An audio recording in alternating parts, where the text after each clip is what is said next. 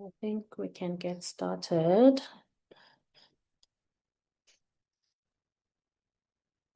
Welcome, everybody, and thank you for joining us today for this session that is looking to promote IPCC expert reviewers from the Global South. Please feel free to introduce yourself in the chat. Let us know who you are, where you're joining us from, and if you're part of the CLEC community, please let us know which project you belong to. My name is Xoliso Ndeleni. I am here with my colleague Roy. We're from the CLER Research for Impact Hub, which is based at South North. So this is a flagship research program that is mostly funded by the FCDO with core funding from the IDRC. So before we get started, I have a few housekeeping items that I'd like to share. And next slide, please. The first one is around interpretation. So we have simultaneous interpretation that is available for this session. So if you'd like to follow the conversation in French, please click on the globe icon at the bottom of your screen, and it is here that you can select the language of your preference. Secondly, we'd like to request for everyone to keep their microphones muted, at least for the duration of the presentation. This will allow us to get the best out of the presentation with minimal background noise. And lastly, if you have any questions, please write them in the chats. We're going to be having a Q&A session towards the end of the sessions, and it is here where all of your questions will be addressed. Next slide, please.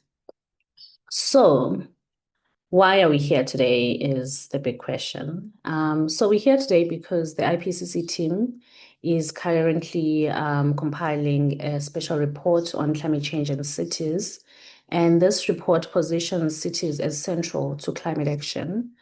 So there's going to be a great need for reviewers who are going to undertake the review process.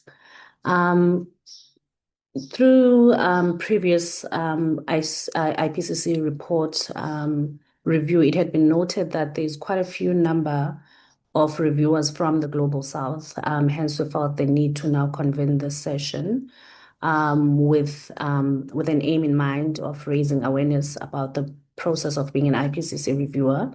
And our intention is mostly to increase the number of reviewers who are coming from the Global South. So out of today's session, we're hoping to share relevant information, which will help anyone who's interested in the review process to feel like they're more equipped now with knowledge to go ahead. And all of this information will be coming from the IPCC team themselves.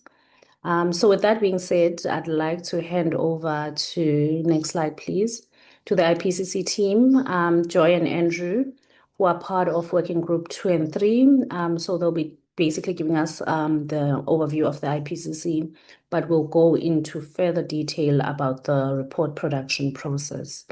So over to you, Joy and Andrew, to take us through the process of becoming an IPCC reviewer.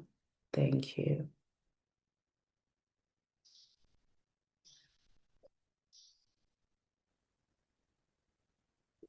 Hi, can you hear me? Thank you so much, Madam Moderator.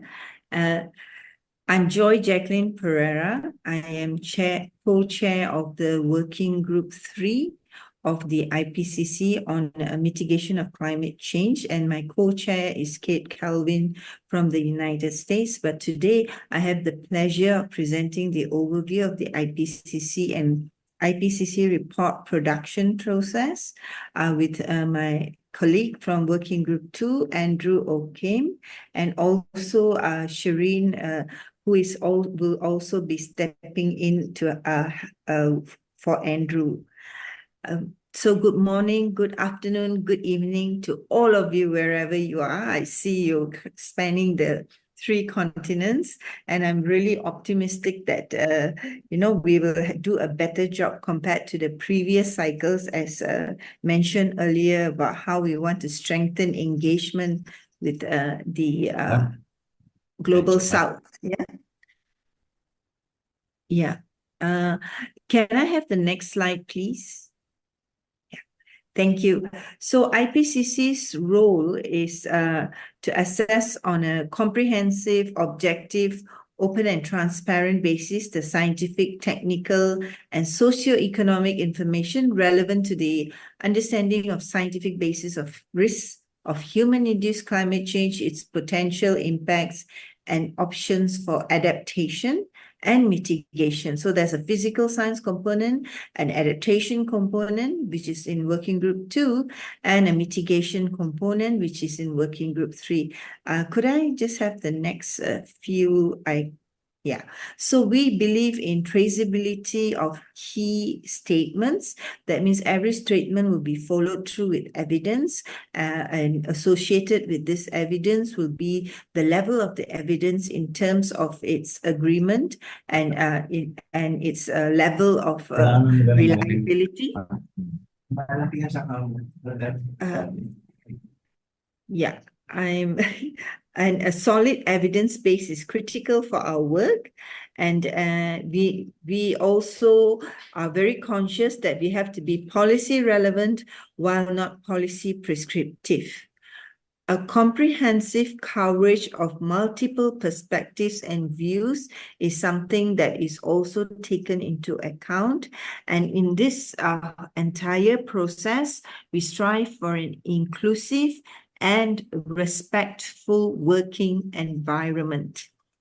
Yeah. Can I have the next slide, please? Thank you.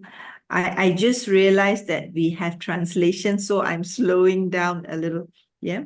The first panel on the left shows you the intergovernmental panel, which comprises 195 member governments that are that exert their decisions through their national focal points, and these national focal points meet in the IPCC plenary, and we have a smaller IPCC group comprising the chair and vice chairs plus co-chairs as well as vice chairs of working group of the not only the working group but the task force on inventories, and a subset of this group form the executive committee that oversee the day-to-day operations, comprising the IPCC chair, the IPCC vice chairs, the co-chairs of both the working group and the task force on inventory. And this group, this entire panel and group is supported by the secretariat that oversees the process and provides support. In the middle panel, you have the working group and the task force on inventory, which form the basis of the operational branch of producing the reports. In a way, these working groups and task force of inventory, they actually provide the bridge between the government and the scientists and experts. So these working groups comprise the working group 1 on the physical science basis, working group 2 on impacts, adaptation, and vulnerability, and working group 3 on mitigation of climate change, and the task force on national greenhouse gas inventories. And each of these working groups are supported by their respective technical support units. And finally, this is the basis of all our reports. Without this group of scientists and experts, such as yourselves, all of you in this call, from all over the world, without you, it would be impossible to prepare an IPCC report. So we have these groups of authors and scientists who are selected after being nominated by governments and or observer organizations. They are selected by the IPCC Bureau, and then these review editors are also selected, and expert reviewers such as yourselves. This is through a self-nomination process, and your review comments will be advocated by the review editors who are selected by the IPCC Bureau after they were nominated by their governments and observer organizations. Next slide, please. So this is essentially the structure. Yeah, so I thought it's good to just share the evolution of the IPCC so you know how we have we evolved over time. When we started off in 1988, it was initially it was jointly established by WMO and UNEP. And the first assessment report, people tend to forget, led to actually the creation of the UNFCCC in 1994. And we had the second assessment report that contributed the science for Kyoto Protocol. The third assessment report then brought the world's attention to adaptation, and the fourth assessment report, for which the IPCC received a joint Nobel Peace Prize, introduced this limit to the Paris Agreement, which was further fortified through science in the fifth assessment report. And in the sixth assessment report, inputs were provided for the first global stocktake in 2023. Since 1988, we've seen this tremendous growth in scientific research, increase in stakeholder involvement, and a growing public awareness. And increasingly, the role of scientists such as yourselves in the call become very important to ensure that our reports are robust. Next slide, please. So IPCC reports, they span several types. The assessment reports are the core essential reports, and we have produced 6 assessment reports over 6 cycles of 6 to 7 years. Each cycle, that's how long each cycle lasts. And we've had 14 special reports. And in this cycle, we have 1 on special report on cities, which is very pertinent to this conversation that we are having today. We've had 9 guidelines for national greenhouse gas inventories, good practice guidance, and these are for governments on how they then report to the UNFCCC. And then we've had 6 technical papers. Next slide, please. So in the 6th assessment report, it was the busiest in the history of the IPCC cycles. We had a total of 3 assessment reports, each from the working group. And then we had 3 special reports on ocean, on land, and of course, the global warming of 1.5 degrees Celsius. And then we had the synthesis report, which drew on all of these 6 contributions in these 6 reports. Next slide, please. And these are the conventional reports within each working group. Working group 1 does a report on the science, physical science. Working group 2 produces the climate change report on impacts, adaptation, and vulnerability. And working group 3 focuses on mitigation of climate change. Next slide, please. So in the working group 1 report, we had some 234 authors, and from 65 countries. We cited about 14,000 scientific papers with 78,000 review comments. Now, each one of these comments need to be addressed by the author team. In working group 3, we had 270 authors, 67 countries, about 34,000 scientific papers, and 62,000 review comments. So you can see in terms of the papers, the review comments are less. Conventionally, it's the physical scientists who tend to comment, but we would really like a multidisciplinary group now to increase comments on on the impacts, adaptation, and vulnerability. And for mitigation, we had 278 authors from 65 countries calling on some 18,000 scientific papers with 59,000 review comments. So we need to improve on this so that we have more comments that are coming from the Global South. Yeah, next slide, please.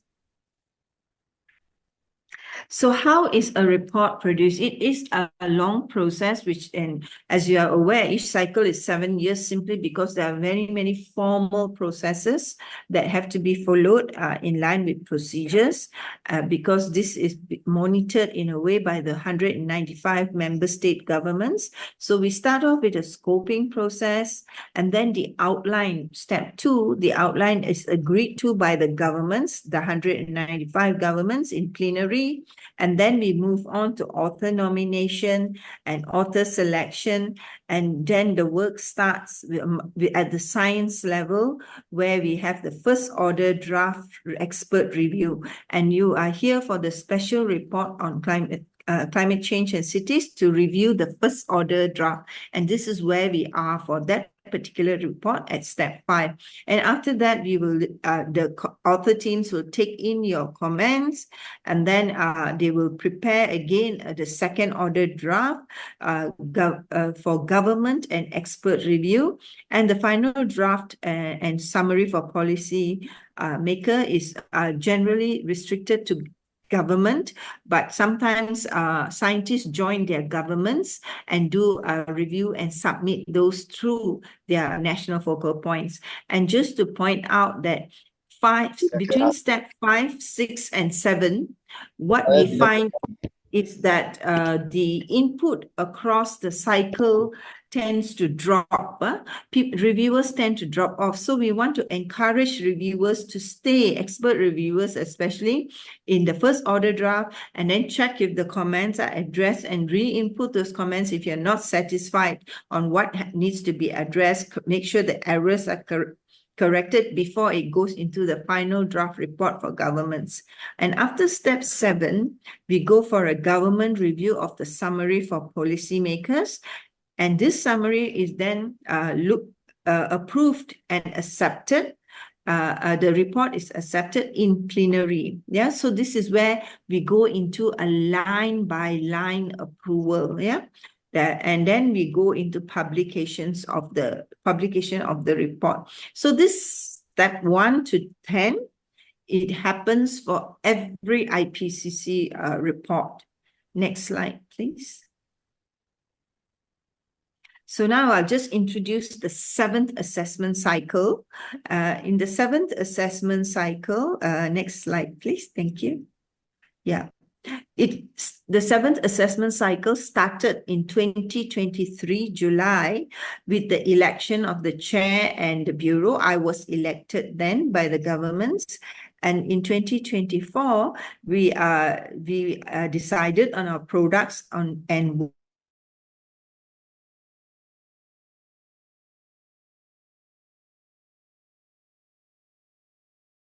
already approved in the previous cycle. So we started with the scoping. We could start immediately with the scoping, and similarly, the methodology report on short-lived climate forces were already approved, so they could start.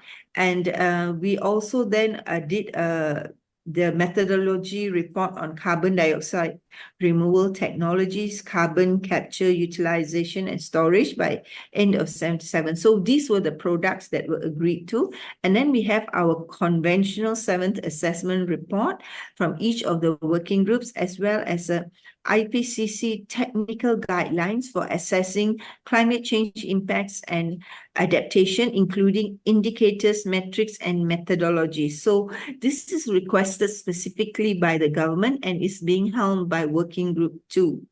And the governments have still not decided on the scheduling of these reports, but the work has commenced with the identification of authors for this particular piece of work. For this particular report, sorry. Next, the synthesis report is expected to be delivered by late 2029. Sorry. Yeah, thank you. Next slide, please. Yeah. So these are the report timelines. We started with and this is specifically to the special report on cities, started with the scoping and then the outline agreement, the author nomination, first lead author meeting and second lead author meeting, and thereon, this is the kind of work. The scheduling is really week by week. It's very intensive work for the technical secretariat. They are generally our unsung heroes. And similarly for the assessment reports, it starts with all these scoping, outline, author select, nomination selection, and we are going into our first lead author meeting. And it's very historic because for the first time in the history of the IPCC, there will be a joint meeting of working group 1, 2, and 3, and a review of an internal draft review for this, because we want to advance the integration of the physical science, the adaptation, and the mitigation. Next slide, please. This segment will focus on the special report on climate change in cities and contextualize what has happened here before we go on to how we would like you to work with us to review this report. Next slide, please. Okay, so in terms of the outline, the chapter, the cities, this report has got 5 chapters. Yeah, chapter 1 is on the cities in the context of climate change. It's essentially the framing part of the report. And then we go into chapter 2, which looks at the trends, challenges, and opportunities for cities in a changing climate, is the what's happening now. And then we go on to actions and solutions to reduce urban risks and emissions. You will see risk and emission reduction are very, very closely tackled in this chapter, in each one of these chapters. And chapter 3 is about all the solution, the options that are available. And then chapter 4 is on how to facilitate and accelerate change. Yeah, it's the how-to part. So it's, if you look at it, the chapter 1's the framing, chapter 2's the what's happening now, what happened in the past, chapter 3 is what can be done, chapter 4 is how to get this done, and chapter 5 was actually, because it was very we had a strong practitioners presence in the special scoping of the special reports on climate change, and the city practitioners, they wanted a chapter that could be a go-to chapter that they could find their cities in, and then look at other similar cities and see what are the practices that are ongoing. And so chapter 5 is just dedicated to city practitioners, is solutions by city types and regions. Next slide, please. So it's essentially 5 chapters, and we had our first lead author meeting where we have about 100 authors and review editors from 56 countries. So the authors met in Osaka, Japan for the first time at the lead author meeting, and we finalized the zero order draft. And then the authors met in Mombasa for LAM 2. So thank you to the governments of Japan and Kenya for hosting us. And now we have finalized the first order draft, and this is in preparation for you to help us to move on with the process. Next slide, please. So there are many ways of engaging with IPCC working groups. And could we have this next slide? In this cycle, there are several entry points, several ways to get involved. So as an expert, you can help with the scoping and the pre-scoping webinars. We had pre-scoping webinars where we invited people to provide inputs, and that were then taken into the scoping meeting. Who were the people invited to these pre-scoping webinars? They were essentially all the people that were nominated, yeah, but not selected. Yeah, so we involved them to set the scene for us, and we took that document into the physical scoping meeting. and that process is already closed in this cycle for all the reports. And professionals such as yourselves in the call can help with the review. And we have various versions that will be circulated. And for the cities, this is the first report that is open for review. And authors have been picked for the special report on cities, and we have completed the selection for the assessment report. And authors, their role is to help as coordinating lead authors or review editors or contributing authors. Again, this one is a selection process. It's to a great extent, this is closing. This is except for contributing authors. That is still open, and there is there's a good chance for contributing authors to come in depending on the kinds of reviews that you actually make. I myself, as a coordinating lead author of a chapter 2 cycles ago, picked my contributing authors from the comments that they gave. And a comment, and you realize as you're going through your chapter, you realize, oh my goodness, this is such a comment and we don't have that expertise. So we brought in that person as a contributing author. So these kinds of things can happen. So don't think that your work is not being noticed, because the authors have to address every comment that comes. And scientists, normally you can write and compile. As scientists, you write papers, you compile special issues, you have topics that are emphasized in the outlines. The outlines are available on the website. So have a look at this outline so that you can contribute to the scientific literature and bring your case to the global attention in terms of these on the climate change aspect. And stakeholder networks, we really love working with them because they help us with outreach, and then they help us to develop fact sheets. So we are very grateful to be working with our partners in this platform today. Next slide, please. Okay, here are the steps to become an expert reviewer. We'll have more details later when Andrew and Shireen come on. So anyone with relevant expertise can register as an expert reviewer in this window of 17th September to 30th November. So all registered experts must agree to a confidentiality policy. You can't be sharing the draft. The draft is only meant for you to review. And anyone can be an expert reviewer. You just have to go in, make a declaration that you're an expert, and then you register and go in to access the report. So when the review, now is the registration period. The review period opens on 17th of October. And then that is when you receive your secure access to the review portal to review the first order draft. And this closes on the 12th of December. So after the 30th of November, you cannot register anymore. Registration will be closed, and the comments, you upload your comments, the deadline is 12th of December. Now you would then, before 12th of December, submit your comments via the IPCC review portal using the official template, and all comments will be considered in the subsequent draft of the report. So now the authors, they have prepared the first order draft, and they are waiting for your comments to help them to make sure that the report is your review comments will help them improve on their report. And the comments and responses, now, what happens to them? They just don't disappear into the dark.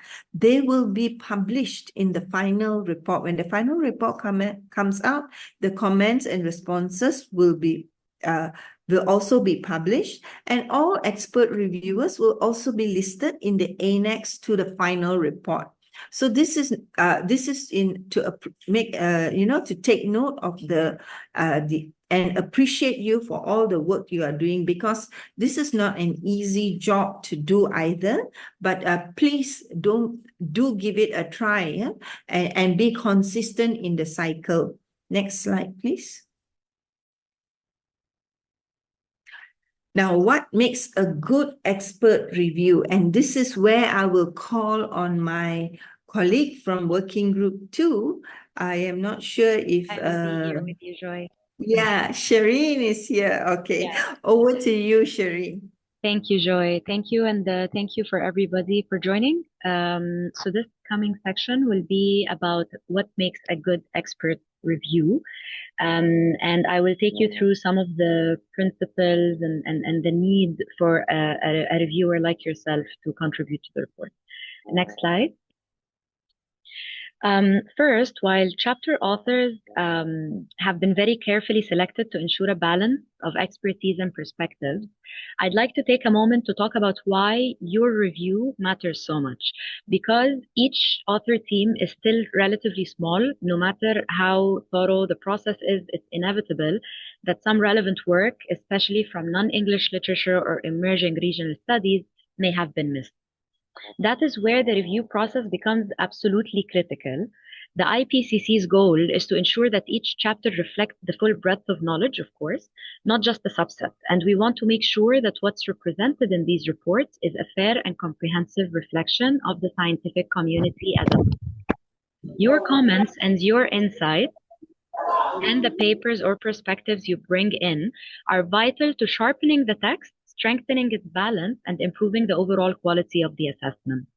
In short, you're not just reviewers, you are sort of co-guardians of the scientific integrity and the inclusiveness of the IPCC report. Next, please. So now you might be wondering what's in it for me as a reviewer, and I believe Joy has touched upon this a bit, and I will elaborate further. First of all, this is a real opportunity to contribute to shaping the report. Your feedback can directly influence how findings are framed, balanced, and presented, and that's a pretty powerful role in such a globally recognized process, of course. You also gain valuable experience with the IPC process, how assessments are structured, how evidence is evaluated, how consensus is built across disciplines and regions.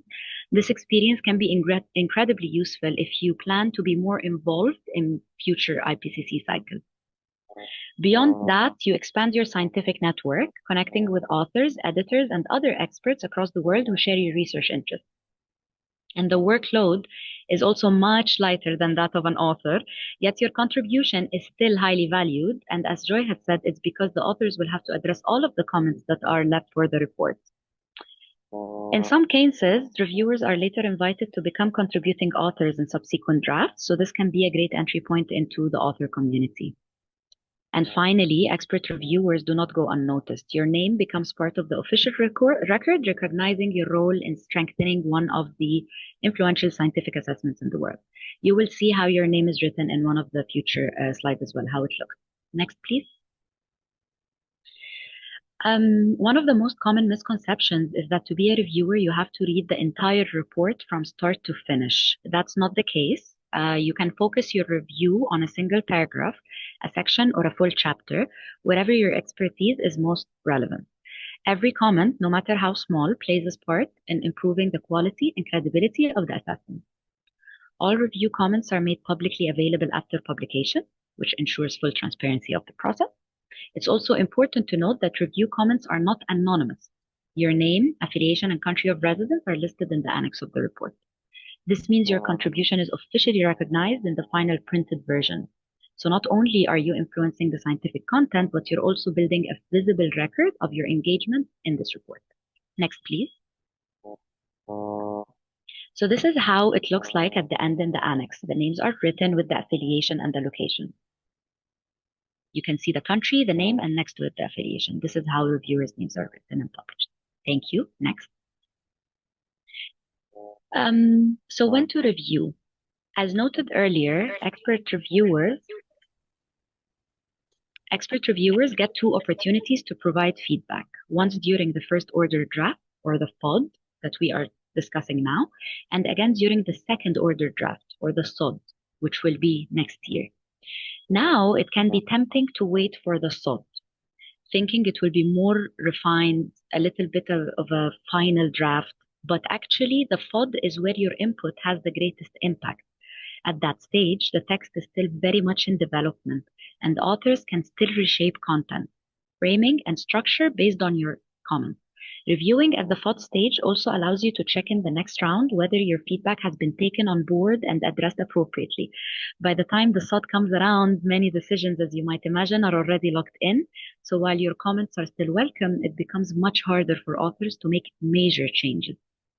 So if you really want your expertise to shape the report, the best time to engage is early, during the first order draft, which is you can register for now. Next, please.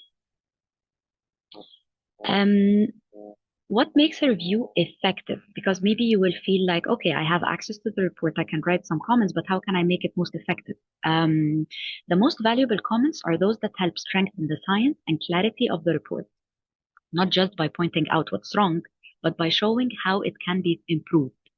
When reviewing, start by asking yourself, are the key findings actually supported by the evidence presented in the chapter? Do the executive summary statements logically follow from what's written in the main text? Is the use of confidence and likelihood language, which I will address a bit later, consistent with the evidence base? And are the figures and tables clear and directly supporting the messages they're meant to convey when you see an image in the report? You should also reflect on whether you agree with the assessment finding in your own area of expertise and in your own context. And if not, you need to explain why. Above all, you need to be constructive instead of just highlighting issues. Suggest potential ways to address them. This will assist the authors in understanding more your points and increases the chances of, really understanding the core message you were trying to send in your comment. If you refer to additional literature, you need to include full citations, but try to avoid recommending only your own work. The goal is to help authors make the assessment as robust, balanced, and evidence-based as possible. The second slide, please. And another part about the effective review is that you need to understand that less is definitely more. So you need to know that the report will be sent to an editorial editing like the comments and missing wrong grammar, things like that. They will already be covered professionally at the end of the report. So what comes in from your side is actually your area of expertise, your context, the science that you know and you have experience in, or your practice. If you are a practitioner who only applies the science, this is also incredibly important because the special report on cities is very aligned to practitioners and their needs. When you look also at the report, you need to think critically about the report structure. What I like to personally tell our partners is that it would be worthwhile to look at the outline that has been approved for the special report on cities. You will see each chapter with bullet points under each that what are supposed to be the topics inside that chapter, and you will see the flow of the structure of the report. So when you look at the report, it would be very good to ask yourself, do you feel there are gaps between chapters? Are the chapters building on each other? Are the pieces of information building on each other? And if you feel like something is missing, where would you see it go? If multiple chapters are covering the same topics, are they consistent and building and cross-referencing with each other? Or are they very independent, as if you're reading from different, in different reports, the same topic? The harmony of the report as a whole and the integrative nature of the report means that the topics are spread across the chapter. And so you should not expect, for example, chapter 1 to not mention anything that's in chapter 5, but there should be a progress and evidence-based informational progress as you go with the report. The following slide. Thanks. So our team has compiled these example review comments. So it says this is as if a reviewer has left these for the authors. The first one is very likely seems to contradict the use of may in the next line, but just reconsidering which uncertainty modifier to use. So this comment meant this was a person talking about the uncertainty language of the report, and they commented that it's not very clear. So the authors modified the text to remove the ambiguity. The second comment was about a specific term that was not very clear, and in the report we assumed that the authors connected it with something called the Anso Modoki, and that was not clear to the readers, and that is why the authors reworked the sentence to make it clearer and referred the readers to working group 1, which included some of this information.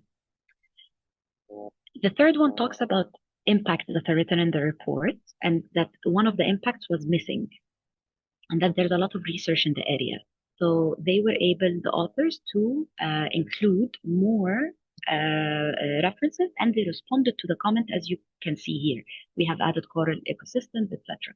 What you could do in that case, if you see a missing piece of information in the report, is rather than just say there is quite a lot of research in the area, you can also include the full citation of that paper, as we already said previously, but try to avoid having your own publications only.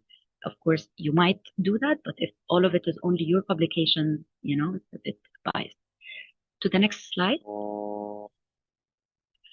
When you submit your application to be an expert reviewer, you're supposed to receive an acceptance within a couple of days. And once you have access and the report is accessible, which will be open on the 17th of October, you will have access to this following spreadsheet that you can download from the platform. The spreadsheet is very straightforward. A part of it will have a section on how you can use it. But simply what happens is that in the first row, the C column, sorry, you can pick the chapter. So if you decide to review chapter 1, you will go and pick that one. And then you have options either to specify which page, which line, and which page and line are you referring to, if it's very specific. Or you can indicate that it's only, you're leaving a general comment for the whole chapter. And your comments will be in this part, the comments part, where the mouse is, and you just write it there. You keep all of your comments in the same spreadsheet, and then you re-upload the Excel sheet on your platform where you are guided to do so. Next slide. What we get in return is what you can see here. We will have your ID number, the chapter that the comment is for, and if you haven't specified page and line because your comments are generally specific to the chapter as a whole, that is fine, as I said. The comment will be like as you see, and the authors, they will be required to respond to all of them. So their response will be next to each of the chapters, and that is how it will be presented when the report is published. Next slide, please. For the transparency of the process, as mentioned before, when the report is published on the IPCC website after approval and agreement and everything, the review comments responses become public, as you can see in the green box. So if you check the IPCC website for previous reports, you will see how the comments are attached with the report in the end, and this is where you will find the responses, etc. Next, please. So this part, I will not go very deeply into it. I will just give a bit of guidance on it. And I also welcome if Joy feels like there is something she would like to add to what I would share about it. But for you to be able to leave comments in the report, you need to be aware of the IPCC assessment as a whole and the uncertainty language that is used in the report. Second slide. The IPCC assessment, we need to understand the difference between assessment and review. So the review is a summary and explanation of the current state of knowledge on topics as found in the literature. But the assessment is going beyond the review. It's a step later, including an assessment statement of the level of understanding using calibrated uncertainty language. Next. What an assessment is different from a review is that it's guided by policy relevance. Next, please. It is neutral, not prescriptive. So we cannot say this is the way that it must be, this is the way it should be, this is what it will be. That's not the case. Next. A review may report the range of model results in the literature, while an assessment would evaluate the results, include other lines of evidence, and make a statement on the robustness of the findings. That is the main difference. So when you read the report, some people find it strange that there is not a lot of, definitive wording, but that is actually what is required by the assessment of the IPCC. Please to the next slide. Authors make an expert assessment of the available evidence in the published literature, not on the topic, process, or the phenomenon itself. Okay, and if you want to review the report, you need to also be in the same headspace the authors are in to be able to review it and critique it constructively. Next, please. So the IPC calibrated language, there is the confidence and the likelihood. The confidence is a qualitative metric and the likelihood is a quantitative metric. Next. The confidence is based on evidence. Next, please. Yeah, you can keep pressing because the slide is, I have it. Okay, so the confidence is based on evidence, the type, amount, quality, and consistency. It's also based on the agreement. The levels of confidence are very low, low, medium, high, and very high, as you can see in the matrix. The likelihood, since it's quantitative, it's based on statistical analysis, model results, or expert judgment. And then you will find words like virtually certain, extremely likely, very likely, likely. So when you have the process of reviewing the report, it would be worthwhile to have the matrix and the table that you see on the slide next to you. So every time you see the term, you could refer to it and have this understanding of what they mean with it, so that you can leave constructive comments that are, that make sense. Next, please. So for you, I know that this is very at the surface for the language of the IPCC, but I would encourage that you would read this guidance note that was published in AR5 to understand more about the assessment language and how they treat uncertainty. If you want to really delve deep into the report and you want to focus on the parts of likelihood and confidence, this publication is only 4 pages, so you can access it and it will help you a lot. If not, and you have specific sections you want to review, etc., you can use the matrix and the table as I told you before. Next, please. So in the assessment, when you're reading the report, you might be asking yourself, okay, then where in the chapter are the conclusions? Where are the main messages that are coming out of this? And it will be worthwhile for you to think about, yes, what are the key messages that are being told through these sections and reports and chapter boxes, etc. So we had here a bit of like example to show you. The first one, let's read it together. Land and ocean have taken up a near constant proportion of CO2 emissions from human activities over the past 6 decades with regional differences.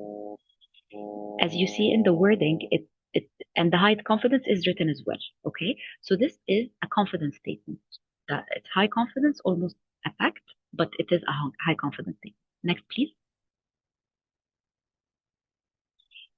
The second one is the likely range of total human-caused global surface temperature increased from 1850, 1900 to 2010, 2019 is 0.8 degrees Celsius to 1.3 degrees Celsius with a best estimate of 1.07 degrees Celsius. You see the likely, so that is a likelihood statement. If you want to understand what a likely means, you can refer to the table you saw in the slides previously to understand what they meant with it. So if you feel from your experience it means more or less, you can write that in the comments. Next, please. It is very likely that human influence has contributed, etc., etc. And then there is only limited evidence with medium agreement of human influence on the Antarctic ice sheet marathon. This is not always the case in the report, but it is an exceptional mixed use of terms. And so when you read and you find this exceptional mixed use of terms, you need to refer to what each of them mean to be able to leave a balanced comment. Next, please. You can go later. Yes. The final theme that I will address before we wrap up this discussion and move on to the questions and answers is the traceability. What is the traceability? What does the traceability mean? The report text must provide a traceable account, okay, of the confidence and likelihood assessment statements. The chapters have subsections, and each subsection should answer the following questions you see. What have we learned on the topic since the last assessment? So in our case, since AR6. Why does this topic matter? What is our current understanding based on the available literature? And how confident are we about our conclusions? So in a way, the report is building onto what has passed. And that is the traceability, but not only with what has passed, but with the chapters among themselves. Next, please. Authors think about confidence assessments early, okay?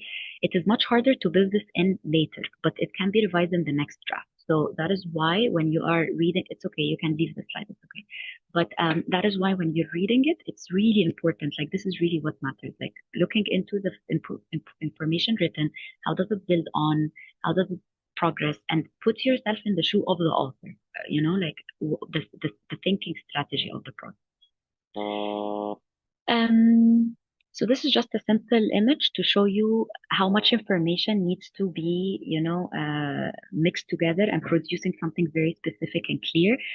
If we assume that authors look at around 14,000 publications, the report, if we claim it's 2,500 pages of information, it still needs to be more summarized for the technical summary, which is almost 110, and the SPM, which is the summary for policymaker, is at 30 pages. So you could see how important it is that the information that was in the publication could be traceable throughout the report until the SPM. Next, please. One more thing before we move on to the questions and answers, please, is that it is super important for you. I know that this slide was not mentioned here, but let me. I actually forgot to add it, but I'll just take you through something very quick. 1 second, sorry.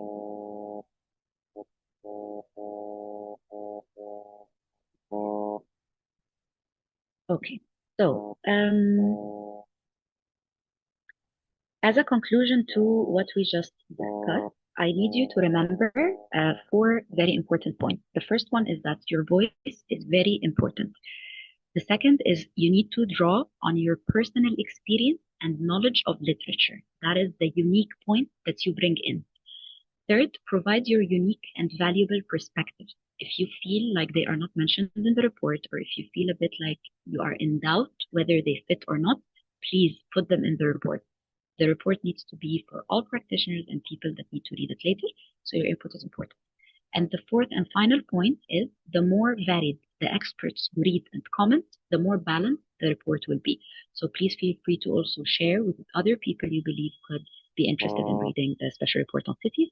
And also it would be great if you remember the information given in this call for also the AR7 report that will be ready in a couple of years and to be part of the process. Thank you very much. Back to you.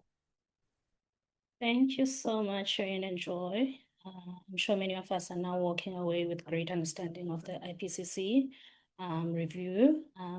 Before we move on to the Q&A, I thought maybe we can open the floor to people who've been part of the review process before, and then maybe they can share their experiences and how they've found the review process to be for them.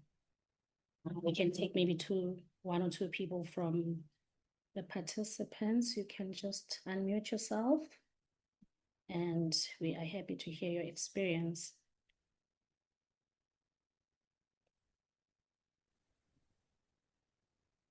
Yeah, I'll jump in. Yeah. Hi, everyone. So yeah, I am Roy. I'm part of the organizing team, and part of the double reason that we're driving this is because I am one of the success cases. I've been through a similar online training and was an expert reviewer for the 6th assessment report. And yeah, I think a lot of the messages we've heard today resonate a lot. It's very overwhelming and intimidating to join the process. I mean, you get, when you register, you get asked to list your publications. So immediately you feel like your credibility is being judged. But at the time that I registered, all of my publications were grey literature. So I'm not a very academic, esteemed author. So there's definitely opportunities for practitioners to get engaged. Then secondly, once you get into the reports are massive and you don't know where to start. So it's really important to slowly look through the report and see what's interesting you the most. It takes a lot of time to go through the report, so you need to be strategic by carving out time to review, but also knowing where you have the most input. I know when you register, you get asked where exactly you want to review. I don't think that's, set in that you're only going to have access to that chapter. But once you get in, you can look through the actual contents and see where you think you have the most value to add things. And then also, as it's been mentioned, the first order draft is really the best opportunity to get involved because there are a lot more gaps. So in reviewing the sixth assessment report, I could see areas where there weren't African examples, or the African examples that were being drawn were all a similar case that kept getting used as an example. And it was an opportunity for me to engage with work that I had worked with before and work that I knew, to use those as examples and suggest those as examples and provide literature for other examples and other cases within Africa. And yeah, those review comments, even if you think that they're not adding any value, they do get incorporated, and you can see that within the second order draft, the amended draft is much more full and richer.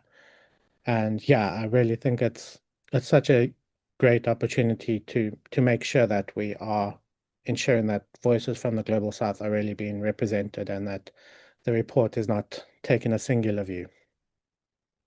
Thank you so much, Roy. I don't think we have anyone else with a testimony. If not, we will move on to the Q&A.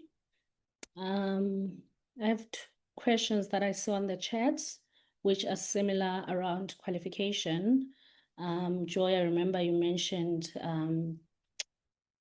what it means to be an expert. So there's someone here who actually wants clarity around what it means to be an expert and to be selected to be part of the review team. Shall I take that now, Madam Moderator, or do you want me to? Yes, we can take each question as it comes. Yes, okay, thank you. So I saw 2 or 3 questions, like it was pointed out, referring to these qualifications, yeah. Like Roy said, when you open the thing and you want to register, it is so intimidating. They're asking you for your publications, yeah. But don't be fazed, just put in whatever you have worked on. It may well be a government report, it may be something that is not, published, but you just state what you have done. It's a self-declaration. There is no screening or anything, but there will be screening to make sure that you are real, of course, yeah. But it's not about your expertise, yeah. So for this report on the climate change and cities, we will invite academics and researchers, yeah, and even graduate researchers. I encourage graduate researchers to go in because they would be doing a really good review for their PhD work, yeah. So they will know the literature of their area. If something is missing, you can inform the authors. And I also encourage practitioners to go in. If you're working in a local authority and you've done a government report, or you've, or you are somebody who interacts with the local authority on a frequent basis, there will be aspects on governance that relate to you. Please go and look at chapter 5. And if you find chapter 5, I'm a practitioner and I don't see how this report is relevant to me. And then tell the author what you would like to see there. Yeah, so these are really important feedback. So don't be intimidated by those questions. It's a self-declaration process. Apologies if I took too long, Madam Moderator. Okay, we still have a lot of time. Thank you so much. Maybe we'll take Zachary before we move back to the chat. You can unmute yourself and ask your question. Yes, thank you very much for giving me the floor. I think that is a good initiative. Now, I want to know if we have a national report, for example, can we put it in on it? And how we can work, we work online in one chapter, or we download the chapter and we work on it, and after that we submit. You follow me? Yes, I think I understand you, Zachary. You are asking a strategy, yeah? Yeah, because you are familiar with the national report and you are always doing national reports. So I would suggest perhaps you download all the reports and just screen through the content, or you do a word search on keywords that relate to your expertise, to see if there is coverage, and then you decide on where your expertise is best suited. That would be one way, but perhaps others, maybe Roy or Shireen may have other suggestions. There are multiple ways to do this. Yeah. Okay. Roy and Yeah. Shireen. Okay. It's good from my side, Joy. I believe you've covered it. Yeah. Maybe just from the TSU side, do you wanna? I see there's a few questions about is the report only online? Can you download it? Could you confirm how people actually get the content from the report? Do they download specific chapters and then they have that Excel sheet that they've downloaded that they complete and then upload? Is that correct? Can I come in? Please go ahead, Andrew. Yes. So when you are registering, you'll be asked for an option in terms of the chapters that you want to access. And ideally, we recommend that you indicate all the chapters because after the registration, you would not have the option to go back again and indicate the chapters that you want to access. So ideally, indicate all the chapters you are that are available for the city's report is 5 chapters. And once you are granted access, then you can download all the chapters. You have the review, you have the spreadsheet where you complete the comment, and then you can upload that once you have finalized your comment. Okay. Thank you So when you register now, the report is not yet available online. It will be available from the 17th of October. Okay, thank you so much for that, Andrew. There is a question around how to treat non-peer-reviewed sources or grey literature appropriately in the report. Yeah, I'll be happy to take that. And Andrew can chip in, Andrew and Shireen. Yeah, in the treatment of grey literature, it has been tradition in IPCC to take into account grey literature. The chapter team it will review the grey literature that is going to be taken up, and they will make a judgment on the contribution of that grey literature. And normally the document has to be uploaded in full. So this is my understanding of how grey literature works, because in many regions that we don't have peer-reviewed literature, scientific literature, so we tend to rely on grey literature. And it was my experience as a coordinating lead author for Asia, especially for the poorly covered regions, where we rely a lot on grey literature. Andrew, perhaps you may want to add here. Yes, indeed. Thanks, Joy. The IPCC recognizes the importance of great literature, especially for this report on climate change and cities. A lot of the knowledge, practitioner knowledge at the local level that have not gone, they might be peer-reviewed but not published in your traditional journal outlet. And at its 60th session, when the panel was deciding on the work program for this session, for this cycle, there was a decision that this cycle prioritizes the inclusion of various knowledge systems, including indigenous knowledge, and grey literature was mentioned specifically. And so grey literature is very much welcome. And as Joyce said, the part of the work of the authors is to assess the quality of the evidence in the grey literature and then decide to include it or exclude it. So it's not just academic papers. Your technical report by organizations, governments, that's very much part of the process. Okay, that was very helpful. Thank you, Andrew. Maybe if you can also give us a glimpse of the length of the city's report, once someone wants to know, as this will help in selecting more chapters to review.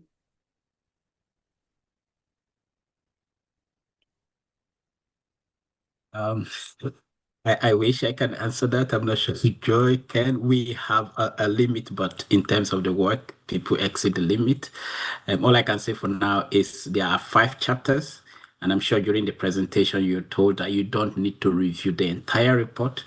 You can review a chapter, you can review a subsection, or even a paragraph. And that's why it's important that when you're registering to take the checklist to have access to all the chapters. So you don't have to review the entire report. So I wouldn't worry so much about the page length, but how much time you have and what is your interest once you've gone through the table of content. Okay, thank you so much. There's also a question around people who want to do the review as a group. Are they encouraged to send their contribution in an Excel, or should they be doing individual submissions? Yeah, Andrew, I'll take that and then you can come in with from the TSU perspective. So in the last cycle, I, as vice chair of a working group 2, took the report to the small island states in Fiji and organized the small island states to come together. Their scientists came together and they broke into 4 groups and they all did 4 reviews. And in that particular instance, the quality of the internet, the connectivity was so poor that I had to download the reports and take it there to them. So I understand this is going to be a challenge for some countries. So this is something that you have to be prepared for. Where can you go and get good internet connectivity so you can actually download the reports? Yeah. And in that particular case, there were 4 groups. They were all registered and they put their comments were uploaded with each of the names listed, yeah, as a group. They had the listing of their names as well. So that is the way that it can be done as a group review, but you must list the names who contributed to that. Yeah, Andrew, you may want to step in with the more latest information. Yes, I think you've covered it well. Group review, if you need assistance, I would say reach out to the working group technical support unit and we'll provide a structured support in terms of how to organize it. But as Joy mentioned, very important that anybody who is part of that group should have independent access or must have registered to participate in the review because of the confidentiality of the process. And the benefit of group review also is some people from non-academic background might not have the experience to provide written responses. They might, because of the fear about this, oh, it's IPCC, it's a big thing. But when you're able to have a discussion, the input is entered as coming from a group with the names of everybody listed so that they are acknowledged when the report is published. Okay, thank you so much. Lufta, I see you've posed your second question. Would you maybe like the floor to ask the question to the IPCC team?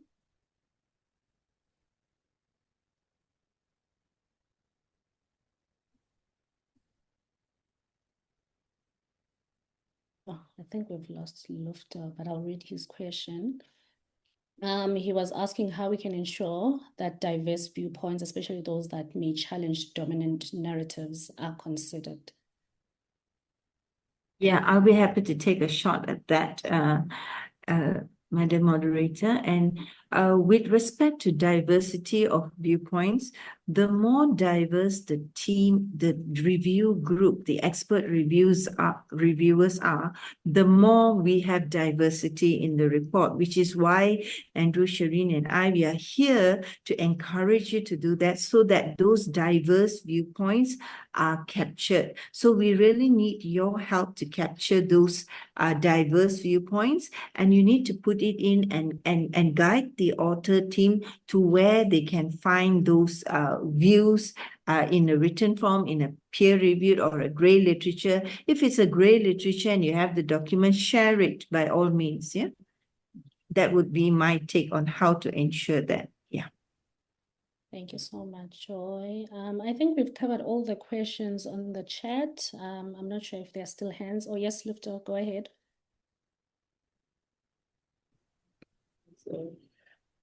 Also, thank you, Joy, Sharon, and the nice panel. So, how could we upload the gray literature actually? So, is there any other portal or anything? So how could we Yeah, that upload? is, Yeah, that is a great point. Andrew, are you aware of the technical aspects of how if they could upload the thing or? Yes. So thanks, Joy. There are two ways. One is if you've identified a gap as you are reviewing the draft report in the Excel sheet comment itself, you could say there's a gap here, and this is the list of literature to fill that space in. But I mentioned that with a caution that because the authors are tasked with a comprehensive assessment does not mean that they have to cite every piece of evidence on a particular topic. So the question is whether the evidence provided has covered the issue in that report already or not. But if there's a gap in knowledge, you can add that in your Excel sheet. The other option that we have within the technical support unit, we have a platform where we put what we refer to informally as an unsolicited literature. So these are sources that are recommended by people. They reach out to us. And because the task of identifying the sources is the mandate of the authors, we have this platform where any literature that people send across to us, we put them in a repository, and then it's up to the authors to check that and see whether there's additional evidence they can use from there to include in their assessment. Okay, that's very helpful. I don't know if there's anyone else who still has a question. Thank you. One more question. Go ahead. So if we found some of the literature may be important to insight the IPCC report, but we don't have the so the capacity to download or anything, the access the literature maybe. So can we access that kinds of literature, or could you give the support, or if we give you the links, we need to review this literature because this is more like interesting and important to insight this one to your IPCC report? Is there any kinds of support from? Unfortunately, no, because of privacy issues and copyright issues. I should say. We in the IPCC, we don't have free access to all databases. All of them are protected by copyright. So we expect the reviewers to independently assess those publications. The ones that we make available to reviewers on request is reports that have been cited but are not publicly available. So, for example, a report by a local government that an author is aware of and reference it, but it's not available on the internet. So expert reviewers can request copies of those, and they are provided confidentially. But if it's peer-reviewed publication by a journal or a book, yeah, for copyright reasons, we do not provide those. Thank you. Thank you. Thank you so much, Lifter, for those questions. Joy, I remember you mentioned that for those people who want to do group reviews, that they can contact the working group technical support. So there's a question around how they can go about in contacting the technical support team. Yeah, so in that particular case, this is Andrew, maybe you can step in to clarify the whole, yeah, thank you.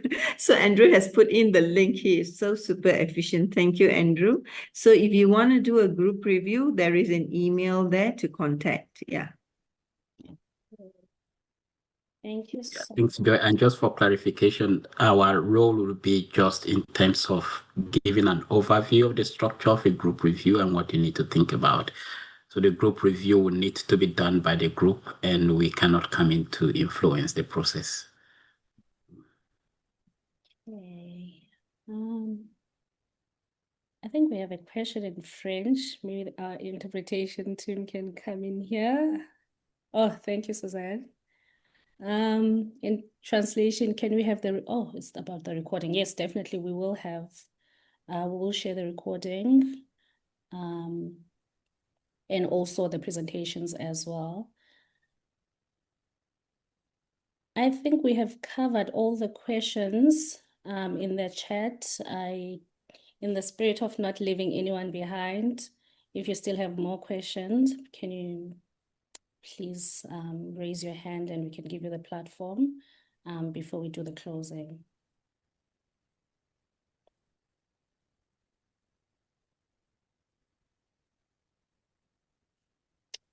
Okay, I think we have convinced enough people from the Global South now to be IPCC expert reviewers. Roy, would you maybe like to do a final reflection? There were quite a few people who were not on the call when you did your testimonial. Yeah, so. Yeah.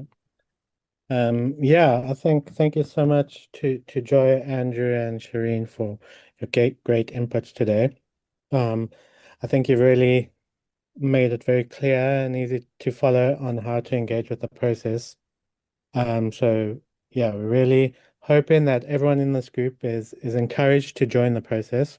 I think Suzanne, will you just re-add the link into the chat to sign up to register as a reviewer? I really encourage everyone to sign up and review. You don't need to, have the longest review, but every bit counts to make sure that the Global South is really represented. I think cities is particularly important in our context. So we're really hoping that everyone can engage meaningfully. And when the report comes out and the annex comes with all the reviewers, we're hoping not to see mostly northern-based researchers, but a few practitioners and researchers from the Global South participating.